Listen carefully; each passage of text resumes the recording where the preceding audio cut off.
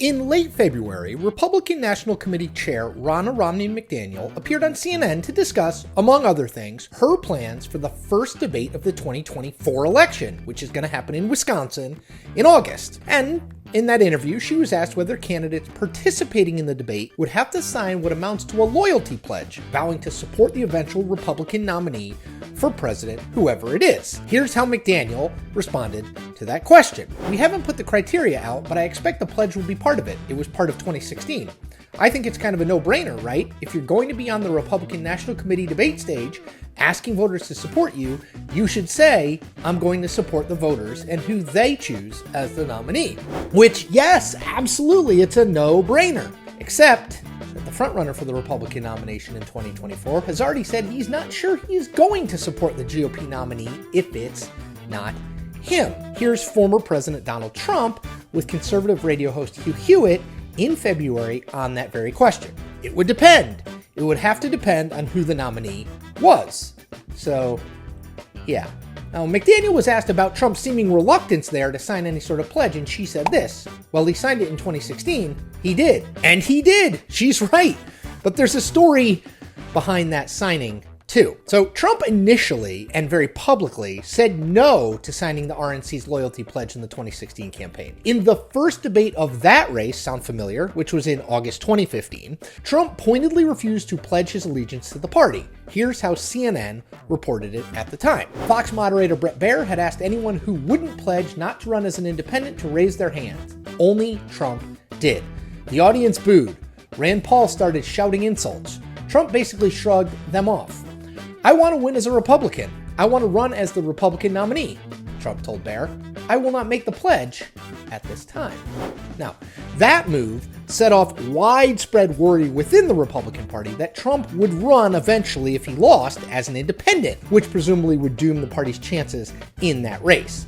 But within a month, Trump had changed his tune. After meeting with then RNC Chair Reince Priebus at Trump Tower, the billionaire businessman made a show of the fact that he had, in fact, now decided to sign the pledge. "The best way for the Republicans to win is if I win the nomination and I go directly against whoever they happen to put up.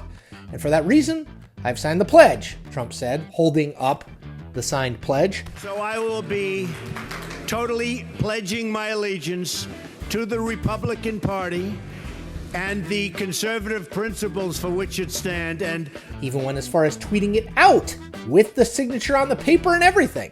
But Trump being Trump, he didn't stick to it. By March 2016, in fact, he had abandoned the pledge entirely. At a town hall event in Wisconsin, Trump was asked by CNN's Anderson Cooper whether he still followed the loyalty pledge. "No, I don't anymore," Trump responded. "No, we'll see who it is." And honestly, Trump wasn't the only one. Of the three Republican candidates left in the race at that point, none of them were definitive about backing the eventual nominee. "I don't make a habit out of supporting people who attack my wife and attack my family," said Texas Senator Ted Cruz, a reference to the fact that Trump repeatedly attacked both his wife and his family. Former Ohio Governor John Kasich was similarly non-committal. "I gotta see what happens," he said. "If the nominee is somebody that I think is really hurting the country and dividing the country, I can't stand behind them." Now, the penalty for the candidates hemming and hawing, you ask? Absolutely nothing. Trump went on to be the nominee, and Cruz, in an act of political self-preservation, ultimately endorsed him. Kasich, it's worth noting, did not. He voted for John McCain in the 2016 election. But the point is this: the pledge was rendered meaningless in 2016.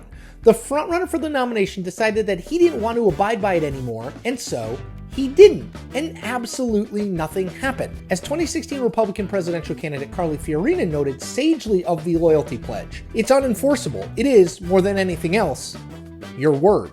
Your word! We're talking about Donald Trump here.